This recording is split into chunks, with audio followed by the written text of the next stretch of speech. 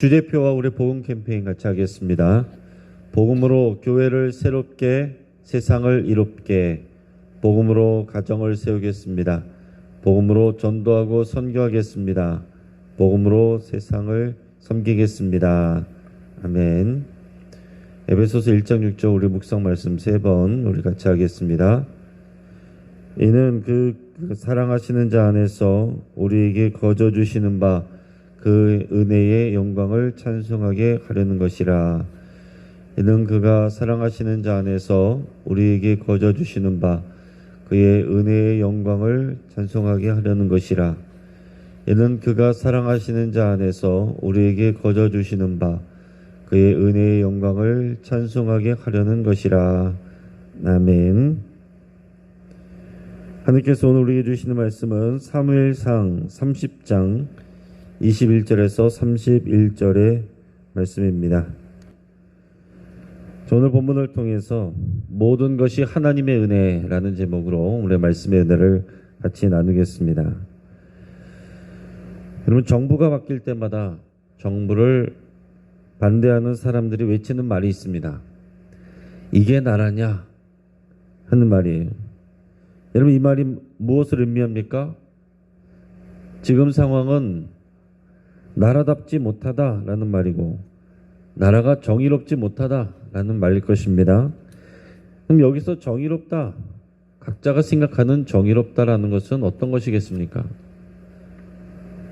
어떤 사람들은 절차가 공정했는가를 정의의 기준으로 삼습니다. 그래서 그 과정이 공정했으면 결과도 공정하다라고 생각하는 것입니다. 자, 그런데 아무리 결과가 좋다고 하더라도 그 절차가 특정 인물에 의해서 주도되었거나 투명하지 않다면 정의롭지 못하다라고 얘기를 하는 것입니다. 자, 어떤 사람들은 소유의 평등을 정의로 생각합니다. 소수의 사람이 계속 부를 누리고 자손에게 물려줘서 자손들은 손 하나 까딱하지 않아도 평생 동안 뼈 빠지게 일한 사람들과 비교할 수 없는 부를 누리는 것을 보면 정의롭지 못하다라고 여기는 것입니다. 그런데 또 어떤 사람들은 그렇다라고 해서 억지로 사람들의 소유를 빼앗아서 모든 사람에게 나눠주면 그것이 정의롭지 못하다라고 여깁니다. 여러분, 과연 어떤 것이 정의겠습니까? 사람들은 각자 자신의 상황에 따라서 생각이 달라지는 것 같습니다. 어떤 사람은 똑똑하고 지혜로운 소수의 사람이 공동체를 이끌어 가야 된다라고 생각을 합니다. 또 어떤 사람은 구성원 모두가 무조건 똑같은 권리를 나눠 가져야 공정하다고 여깁니다. 여러분, 우리가 꿈꾸는 나라는 어떤 나라입니까? 우리는 하나님이 보여주시는 하나님 나라의 공의로운 통치의 원리를 잘 배워야 됩니다. 그렇지 아니하면 세상에서 내가 선호하는 가치관과 이데올로기를 따라서 살아가게 되고 심지어는 하나님과 하나님의 말씀마저도 내가 가지고 있는 가치관과 이데올로기를 가지고 판단하게 될 수 있습니다. 하나님이 꿈꾸시는 하나님의 나라가 어떤 나라인지 관심을 가지고 계속 배워가기를 축복합니다. 오늘 본문을 통해서 보면 다윗은 아말렉 족속을 크게 이기고 가족들과 또한 가축들을 다 찾아가지고 돌아오게 됩니다. 뿐만 아니라 아말렉 족속에게서 뺏은 많은 양의 전리품도 챙겨가지고 왔습니다. 그는 시글락 성읍으로 가는 길에 부솔 시내에 남아있던 200명의 사람들을 만나게 됩니다. 자, 여기서 자칫하면 즐거움과 기쁨이 분노와 슬픔으로 바뀔 수 있습니다. 왜냐하면 이 전리품을, 이 가축들의 분배를 어떻게 하느냐 하는 문제가 대두되기 때문에 그렇습니다. 지금까지는 기쁨에 취해 있고 승리에 취해 있는데 그 600명 중에서 200명은 전장에 참여하지 않았다는 거죠. 자, 이것을 다 똑같이 나누는 것이 공평한 것이냐? 전장에 참여했던 사람들이, 수고한 사람들이 갖는 것이 더 공정한 것이냐? 이런 문제가 대두하게 된다는 것입니다. 여기서 다윗이 리더로서 잘 대처하지 못하면은 어떤 것을 선택하더라고 하더라도 욕먹을 수 있고 원망 살 수가 있는 그런 상황이 되는 거예요. 자, 쉽지가 않은 그런 상황입니다. 자, 오늘 본문에 21절, 22절 말씀을 같이 읽겠습니다. 다윗이 전에 피곤하여 능히 자기를 따르지 못함으로 부솔 시내에 머물게 한 200명에게 오매 그들이 다윗과 그와 함께한 백성을 영접하러 나오는지라 다윗이 그 백성에게 이르러 문안하매 다윗과 함께 갔던 자들 가운데 악한 자와 불량배들이 다 이르되 그들이 우리와 함께 가지 아니하였은즉 우리가 도로 찾은 물건은 무엇이든지 그들에게 주지 말고 각자의 처자만 데리고 떠나가게 하라 하는지라. 아멘. 자, 다윗과 함께 아말렉 족속과 싸웠던 사람들 이 400명 중에는 오늘 본문의 표현을 보면 악한 자와 불량배들이 들어있었다라고 그랬어요. 그 말은 그들이 다윗과 같이 이 하나님의 마음을 품고 바라보고 말하고 행동하는 것이 아니라 인간적인 생각과 판단으로 고집을 부려서 공동체를 힘들게 하는 사람들이다라는 그런 의미입니다. 그 불량배들은 전쟁에 참여하지 않은 사람들에게도 도로 찾은 물건은 무엇이든지 그 부설 시내가에 남아있던 200명에게 돌려주지 말자라고 그렇게 얘기를 했습니다. 자, 그들에게도 똑같이 나누면 이것은 불공평하다라는 거죠. 우리들은 힘써서 목숨 걸고 전쟁에 참여하고 수고했는데 아니 여기 부설 시내가에서 편안하게 쉬고 있던 사람들에게도 나눠주면은 그건 불공정하다. 그건 정의롭지 못하다라는 얘기입니다. 그들의 말이 일리가 있죠.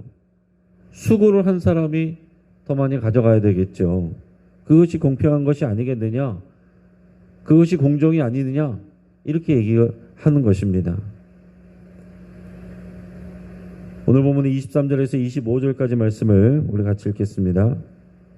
다윗이 이르되 나의 형제들아 여호와께서 우리를 보호하시고 우리를 치러 온 그 군대를 우리 손에 넘기셨은즉 그가 우리에게 주신 것을 너희가 이같이 못하리라. 이 일에 누가 너희에게 듣겠느냐? 전장에 내려갔던 자의 분깃이나 수유물 곁에 머물렀던 자의 분깃이 동일할지니 같이 분배할 것이니라 하고 그날부터 다윗이 이것으로 이스라엘의 율례와 규례를 삼았더니 오늘까지 이르니라. 아멘. 자, 여기서 보면 다윗이 어떻게 반응하는지를 여러분 잘 보시길 바랍니다. 다윗은 분명하게 이 전쟁의 승리는 하나님이 주신 것이다 라는 것을 강조하고 있어요. 당연히 물론 이 400명이 또 다윗이 목숨 걸고 힘써서 싸웠죠. 그들의 수고가 많습니다. 그럼에도 불구하고 이 전쟁의 승리를 주신 분은 하나님이시다라는 것을 다윗이 분명하게 말하고 있는 것입니다. 다윗은 여호와께서 자신들을 보호해 주시고 또 자신들을 치러 온 군대를 자신들의 손에 넘기셨다라고 말하고 있습니다. 하나님이 주신 승리이고 하나님이 주신 전리품이기 때문에 사람들이 함부로 정할 일이 아니다라는 거예요. 이러한 다윗의 결정을 인간적인 시각으로 바라보면 불공정하다고 말할 수 있습니다. 그런 시각으로 바라볼 수 있어요. 앞에서 약한 자와 불량배들의 말이 오히려 설득력이 있고 합리적일 수 있다는 것입니다.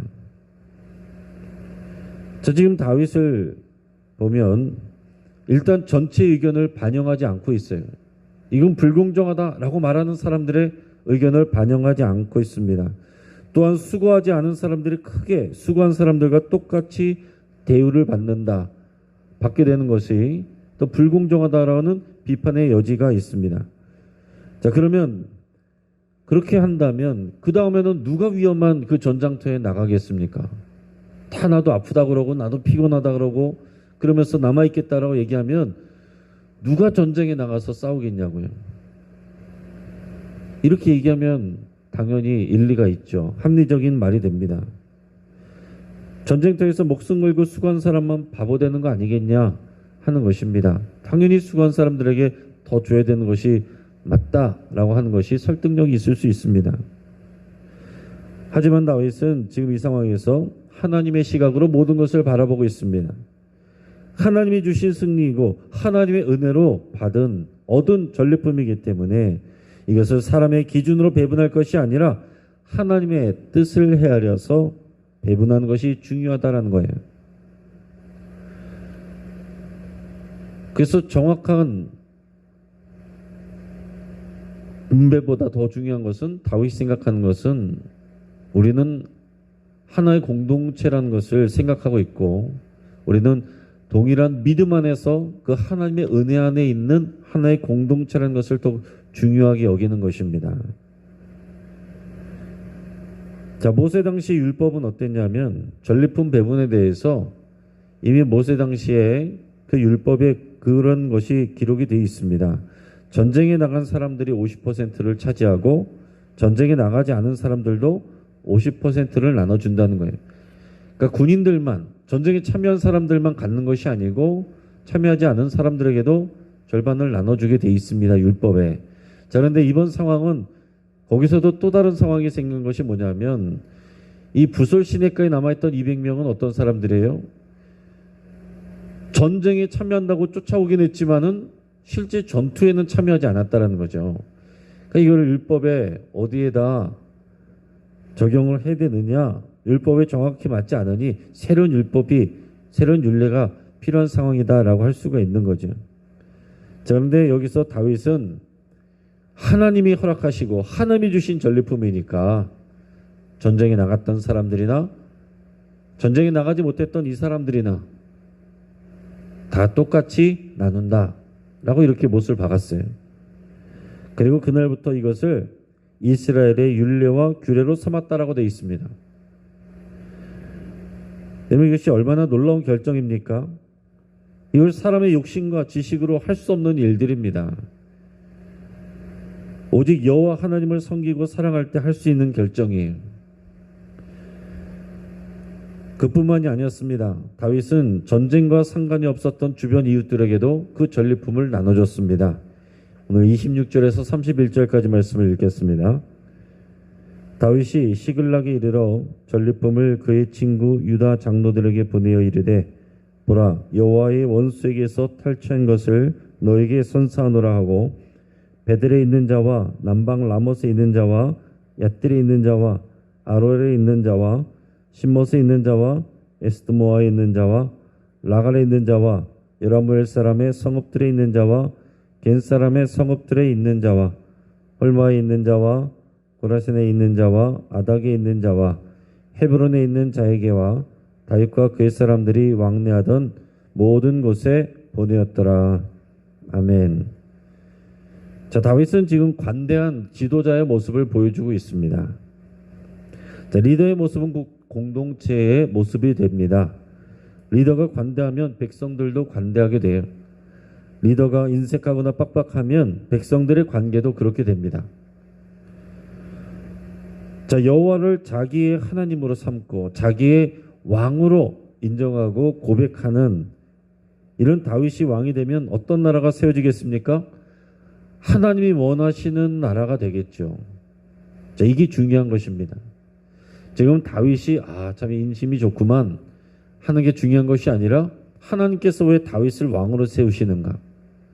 가장 좋은 것은 하나님이 직접 다스리는 것이지만 연약한 인간들이 왕을 세워달라고 그랬고, 그래서 사울왕을 세웠으나 사울왕은 하나님의 뜻에 순종하지 않았습니다. 자기 나라라고, 자기 권력이라고 이렇게 얘기하기 때문에 하나님은 그를 버리고 다윗을 세웠어요.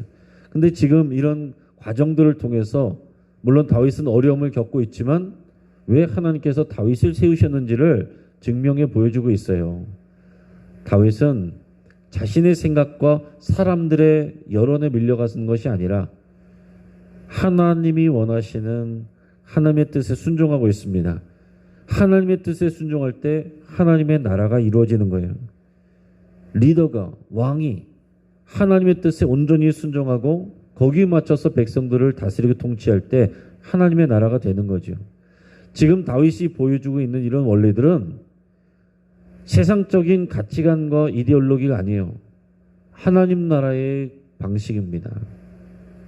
이게 사랑의 방식이고, 이것은 공정보다 더 중요한 것은 하나님의 뜻에 따라서 하나님의 백성들, 하나님의 공동체가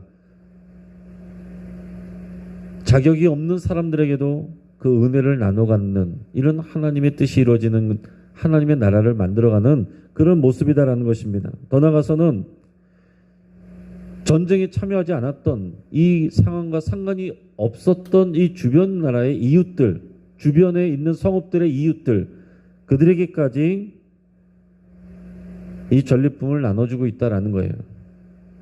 굉장히 관대한 그런 왕의 모습을 보여줍니다. 지금 이 전리품을 나눠준 것들은 이제 후에 이 이스라엘 나라의 다 통치를 받는 그 안에 들어가는 사람들입니다.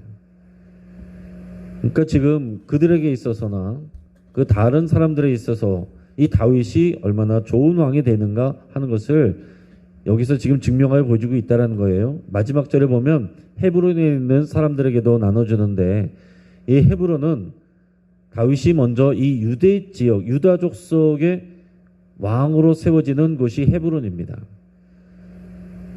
다윗이 처음부터 온 이스라엘의 왕이 된 게 아니에요. 처음에는 헤브론에서 유다족 속의 왕이 되고, 그래서 시간이 지나서 나중에 온 이스라엘의 왕이 됩니다. 자, 사무엘서는 뭘 보여주고자 하느냐? 하나님이 왕을 세우시되 어떤 사람을 세우시는가?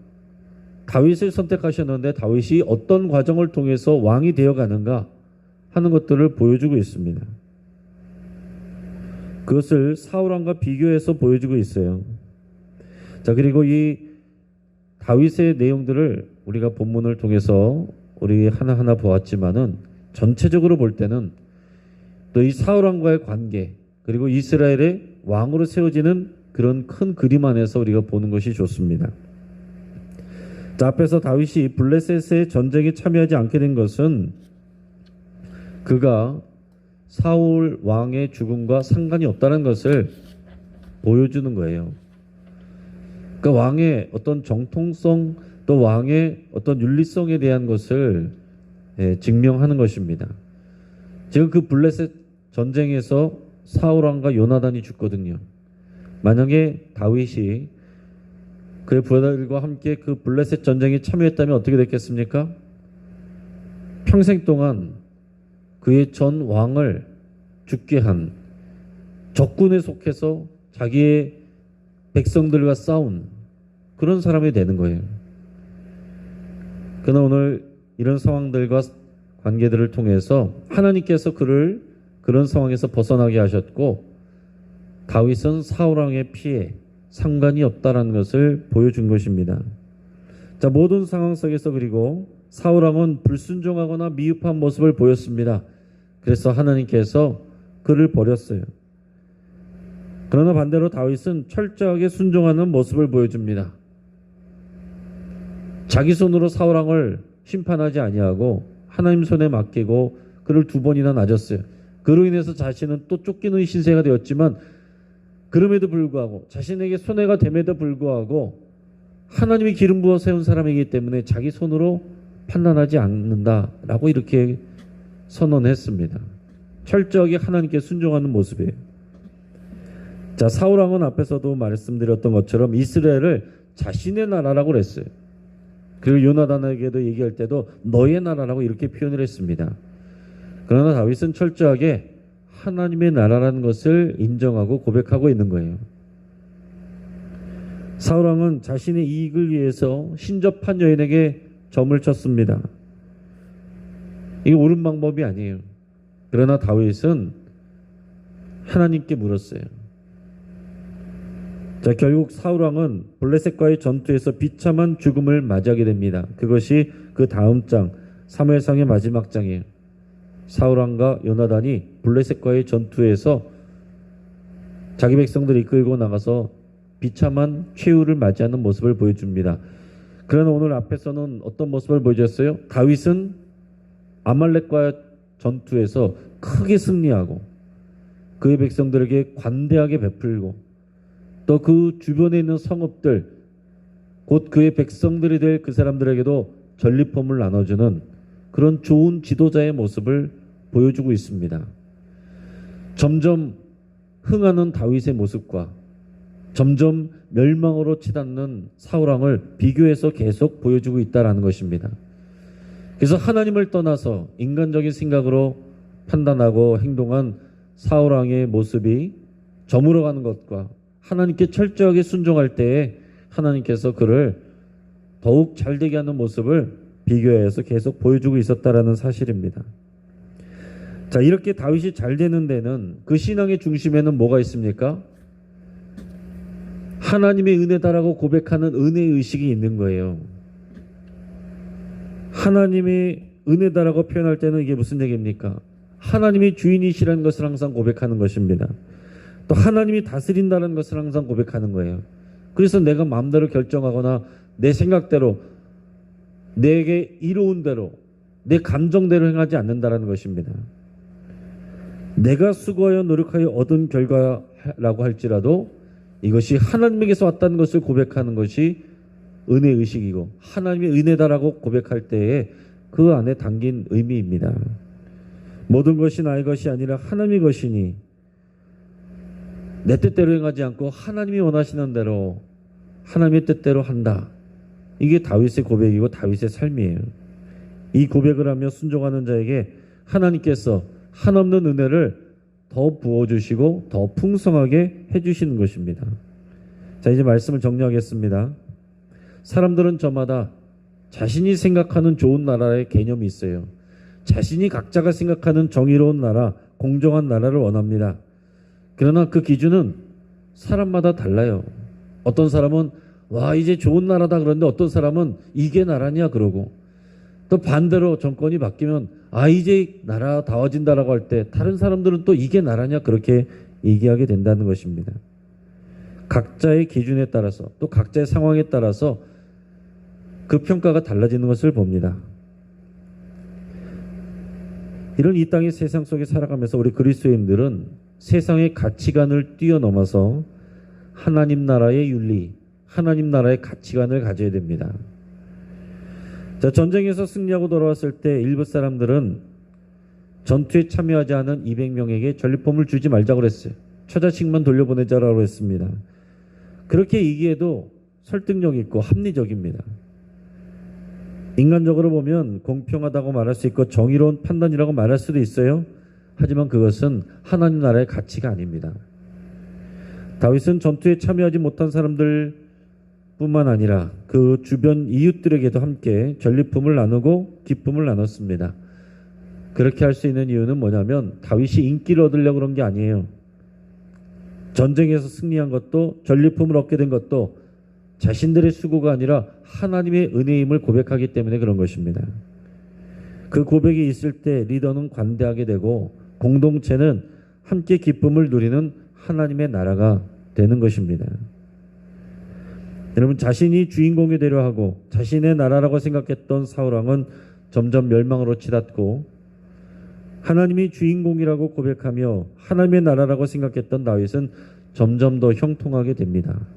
우리 가정에서도 마찬가지고 교회 공동체에서도 마찬가지예요. 여러분, 우리는 작은 일에 실망하고 화를 내고 분노하고 또 절대적인 것이 아니라 누구는 좀 더 가져가고 누구는 적게 가져가고 누구는 가져갔는데 나는 못 가져가고 이러한 일들로 인해서도 우리 마음이 쉽게 상하고 또 교회가 좋은 교회가 아니다라고 말하기도 하고 그렇게 느끼기도 합니다. 이런 리더는 이런 부분들에 대해서 우리가 세심하게 살펴보면서 그러면서 동시에 우리가 관대한 마음을 동시에 다 가져야 됩니다. 교회에서 우리가 같이 고백해야 되는 것은 모든 것이 하나님의 은혜다라는 은혜의식이에요. 하나님이 주인이라는 고백을 해야 됩니다. 교회야말로 하나님의 나라가 이루어져야 되는 것이고 더 수고한 사람이 더 많이 가져가는 것이 아니라 더 수고한 사람이 수고하지 못한 사람들을 더 배려하고 그들을 섬기는 것이 하나님 나라의 방식이에요. 오직 신앙으로만 하나님의 은혜라는 것을 고백하는 사람들이 모여있는 공동체에서만 이룰 수 있는 세상이 볼 수 없는 그런 특별한 공동체의 모습, 하나님 나라의 모습이 될 것입니다. 이 하나님의 나라가 우리 영신교회 공동체에서 이루어지고 보여지기를 주님의 이름으로 축복합니다. 같이 한번 기도하겠습니다. 말씀을 붙잡고 함께 기도할 때 하나님과 하나님의 나라를 우리가 더 알아가기로, 더 이해하기로 여러분 결단하고 기도할 수 있기를 바랍니다. 내 삶의 모든 것이 하나님의 은혜임을 여러분 고백하면서 감사드릴 수 있기를 바랍니다.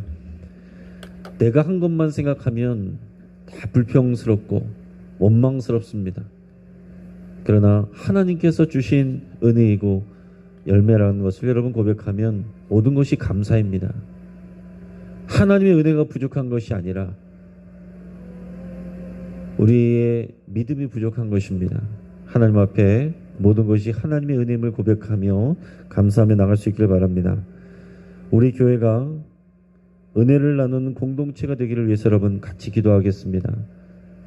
관대하게 서로를 챙겨주고 서로를 배려하고 각 부서마다 자기 부서 자기 팀의 이익이 아니라 우리가 하나의 교회 공동체로서 하나님 나라로서 각 부서마다 관대하고 배려할 수 있기를 위해서 함께 기도하겠습니다.